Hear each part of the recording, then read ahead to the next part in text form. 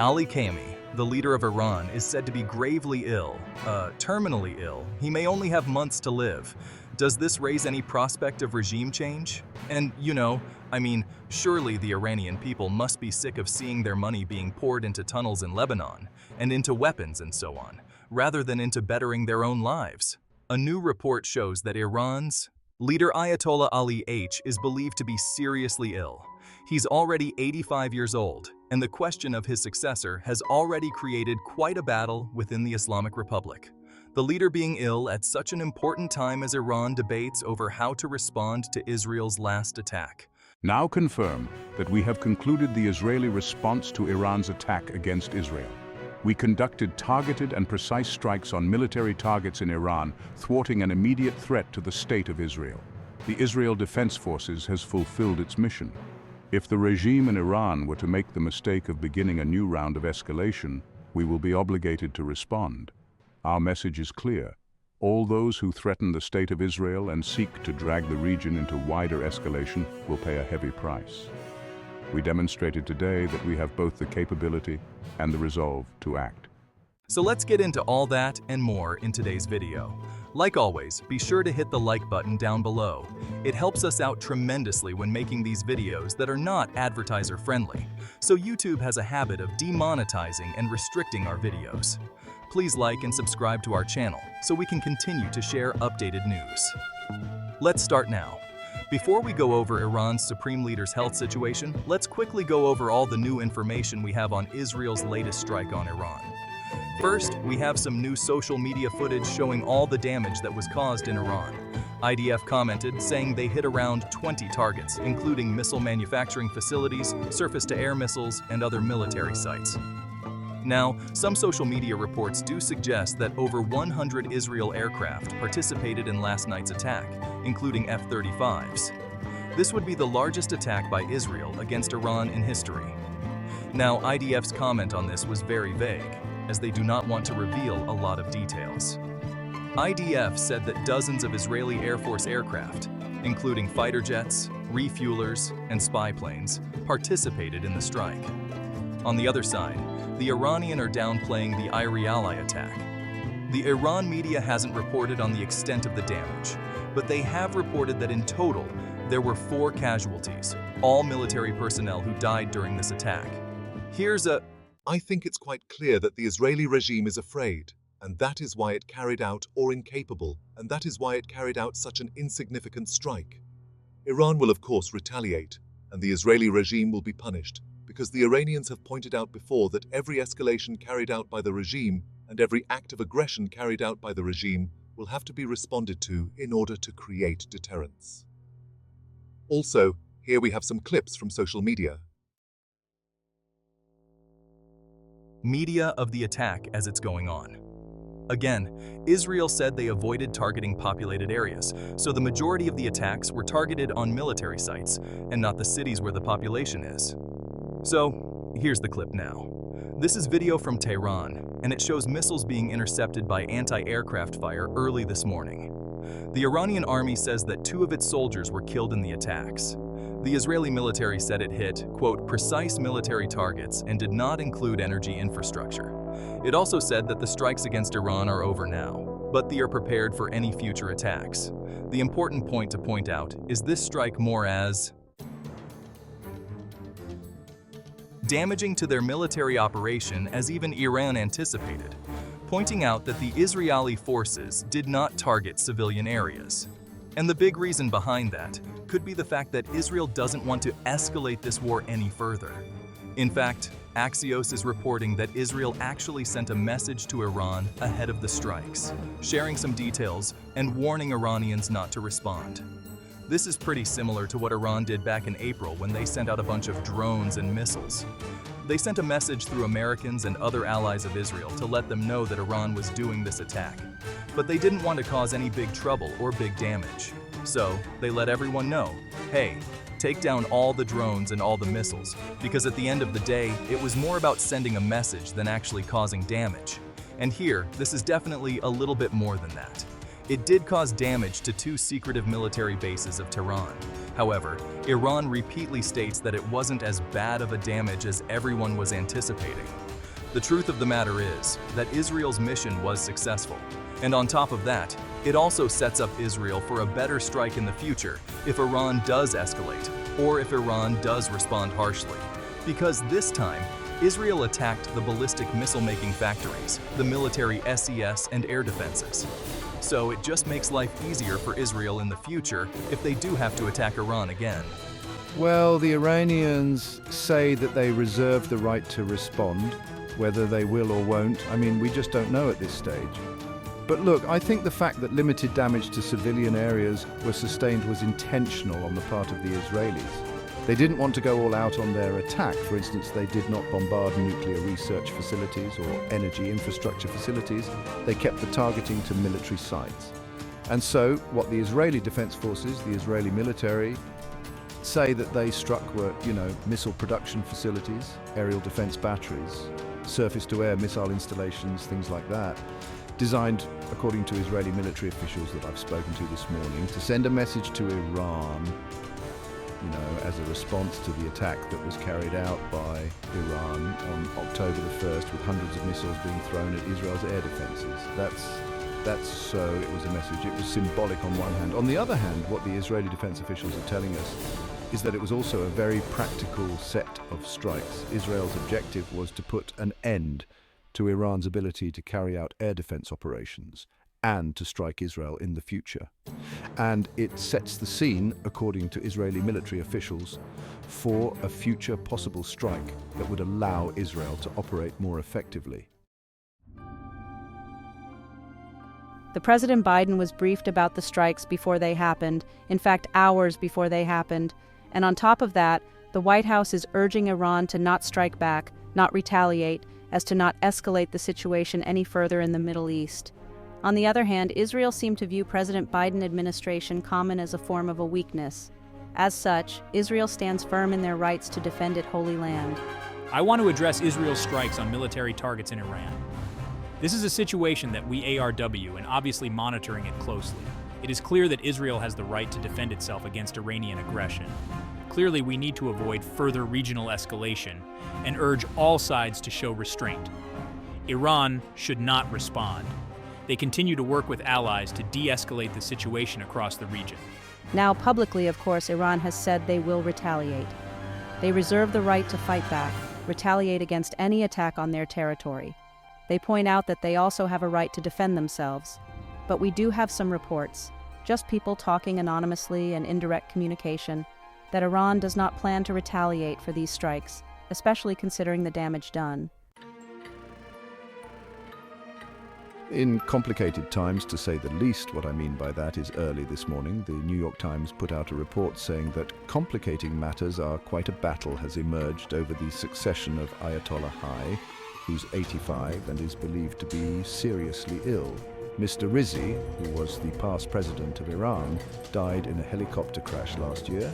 Since his death, there's been internal disquiet over the possibility that Ayatollah's son, Mustafa, 55, might succeed him. The powerful IRGC will have an important say in who's going to be the next leader of Iran after Ayatollah passes away.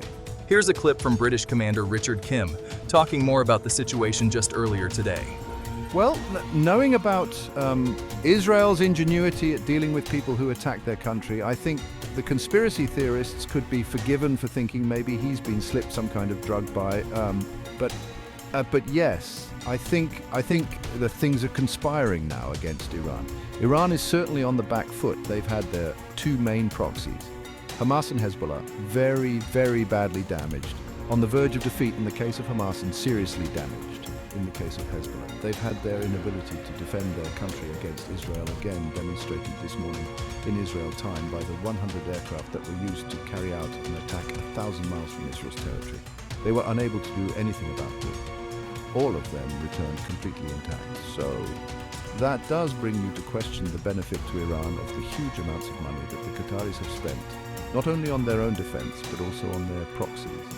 And I think that the weakening of the regime that we saw this morning will not be missed by the dissidents in Iran. There's a huge opposition to the regime in Iran, and this can only encourage that. So I think we can hope that at some point maybe in the not too distant future, possibly coinciding with the Ayatollah's demise. I don't know, we could hope to see a different regime in Iran at some point, maybe in the next few months now. Many in the West and even in Israel were calling. One country that's been extremely helpful to Iran in achieving this nuclear capability goal is Russia. So let's get into that report that we have done earlier. The war in Ukraine has fundamentally changed the Russian-Iranian relationship. One country that's most scared about this is Israel. We're sure we all saw what Hamas did in Israel just a few days ago. But what most people don't know is that Iran is one of the biggest supporters of Hamas, providing more than $100 million to the organization annually. On top of this, many experts have suspected that Iran and Russia played a big role behind training and planning the attack against Israel, though there is no concrete evidence for this yet. Lastly, one of Iran's major goals is to wipe Israel off the map. This all becomes a lot scarier when you consider the fact that Russia has the world's largest nuclear arsenal, and Iran has been wanting nuclear weapons for the longest time. The cooperation between the two countries has reached unprecedented levels, as evidenced by what you just heard. But how did this happen? Weren't they supposed to be enemies given their turbulent history? What are Russia and Iran cooking, and why should Israel be scared about this so-called partnership? To answer these burning questions, let's unravel the recent geopolitical shift which may very well change the international alliance landscape in the coming future. But before we proceed further, we have a small ask from you, our enthusiastic viewers. As you know, this may very well turn out to be war-rated content, which YouTube is not exactly a fan of, so please hit the like button to show your support. Done? Now, let's get on with the spicy stuff. A few months into the Russian invasion of Ukraine, one thing was quite clear. In no fashion would this be an easy feat for Russia. It was apparent that Russia's military efforts were facing significant challenges. The Ukrainian resistance was much stronger than Moscow or the world, for that matter, had initially expected. The Russian casualties were rising rapidly, reaching tens of thousands, and their supplies of ammunition, weapons, tanks, and trucks were running out quickly due to the demands of the front line. As much as the credit goes to Ukraine's resiliency, Ukraine also had one huge edge that Russia lacked. Yes, we are talking about the United States and the collective West. If there's one thing that Russia cannot stop, it's the continued pouring of arms and ammunition provided by the American and Western European military-industrial complexes, which have certainly turned the tides of war in Ukraine's favor. But what Russia has is more soldiers to sacrifice, as it has more than 3 times Ukraine's population to pull manpower from. As a result, the invasion has gradually evolved into a brutal war of attrition between Russia's capability to replace its loss in manpower with Ukraine's ability to replenish its equipment and supplies. Ever since Moscow decided to make its maddening move to launch a full-scale invasion of Ukraine, the West and its allies have levied an unprecedented amount of sanctions on Russia, thereby cutting its trade from the outside world. In the beginning, the results were quite effective, as the Russians struggled to replace their losses in tanks, aircraft, artillery, and especially microchips and other advanced weapon systems, which are all things critical in modern warfare. But then, something happened. Iran. In August of 2022, hundreds of Iranian-manufactured kamikaze drones known as the Shahed 1136 suddenly began appearing across the battlefield in Ukraine under Russian service. The Russians used these low-cost Iranian drones in large numbers to attack Ukrainian civilian infrastructure, overwhelming the Ukrainian air defense with a sheer quantity of drones. This tactic played a significant role in causing about half of Ukraine's electric grid to go offline, intentionally as part of a campaign aimed at creating fear and disruption. However, the support from Iran to Russia goes beyond just supplying drones, which we will discuss later in the video. Prior to Russia's full-scale invasion of Ukraine, the military-security relationship between Moscow and Tehran was primarily characterized by a patron-client dynamic, with Russia as the patron providing Iran with military equipment. Iran's provision of drone technology to Russia, which has played an important role in Ukraine, has reshaped this dynamic so much so that US officials warned that Moscow and Tehran are now developing a full-fledged defense partnership. If we think about it, it does make sense geopolitically. Before the latest chapter of the Russia-Ukraine war, Iran was the most heavily sanctioned country in the world, with over 4,191 sanctions by the US and European countries. This was due to Tehran's continued pursuit of a nuclear program, which they've been suspiciously trying to build over the last decades. But things changed when Russia declared war on Ukraine and snatched the title from Iran after being bombarded by a rain of sanctions by the West and its allies. So, what do two countries do after being collectively shunned from the entire world? You enter into a marriage of convenience to help each other out. And that's exactly what the new Russia-Iran axis is. Then, their common hate towards the West. So, as a byproduct, Russia's export to Iran has grown by 27%, while Iran's export to Russia also grew by 10% last year. Russia became the largest foreign investor in Iran by contributing $2.76 billion to the country's economy, which is nearly 2/3 of the $4.2 billion that Iran attracted in total. Russia's push for closer investment ties with Iran became especially apparent by mid-2022 when, in July, the National Iranian Oil Company and the Russian giant Gazprom signed a memorandum on energy cooperation, which envisioned Russian investments of $40 billion into Iran's oil and gas industry. But given their history, it is a strange partnership. After all, the two countries share a long and complex relationship, one filled with centuries of conflict and historical tensions. Let's have a look, shall we? For centuries, Russians and Persians have fought many wars over their influence and interest in areas like the Caspian Sea, Central Asia, and the Caucasus. By the early 19th century, Iran's Qajar dynasty controlled a large part of the region, including modern-day Iran, Armenia, Azerbaijan, Georgia, and Dagestan. However, starting in 1804, the Russian Empire began invading and taking over these areas.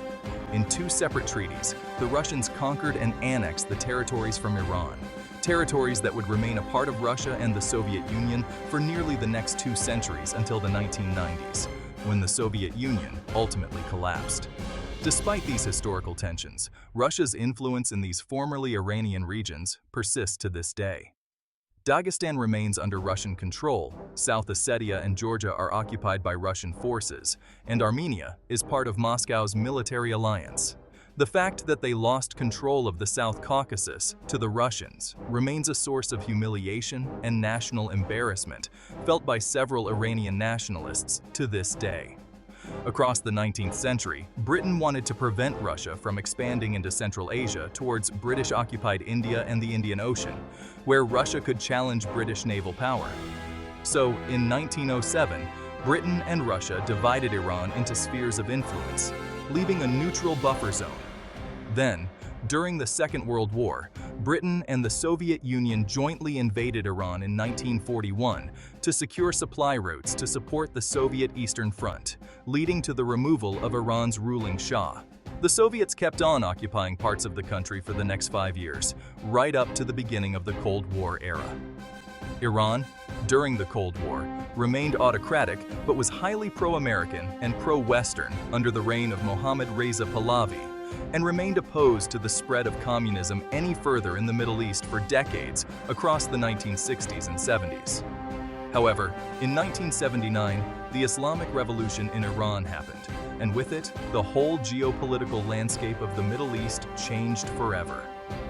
The pro-American Shah was overthrown and was replaced by extremely conservative, anti-American Ayatollah Khomeini, who established the Islamic Republic of Iran and declared himself as its supreme leader. The new Iran, a revolutionary theocratic Islamic state ruled by the ultra-conservative Iranian Muslim clergy, sought to export its Islamic revolution worldwide to every other Muslim country. Khomeini had two aims. First, to unify the Islamic world under the rule of Iran's own clergy, and second, to destroy the State of Israel from existence. Of course, this didn't bode well with the United States, but the final nail in the coffin came in November 1979 after the attacks on the U.S. Embassy in Tehran and the abduction of 52 American diplomats and citizens as hostages. the United States severed its relations with Iran, and the two countries have remained bitter enemies ever since. Encouraged by the upheaval in Iran and a lack of US and Israeli support for Iran, Iraq's Saddam Hussein invaded Iran, fearing the spread of Iran's Islamic Revolution as a threat to its regional influence. Oh, and how can we forget that he did it to capture Iran's oil reserves too?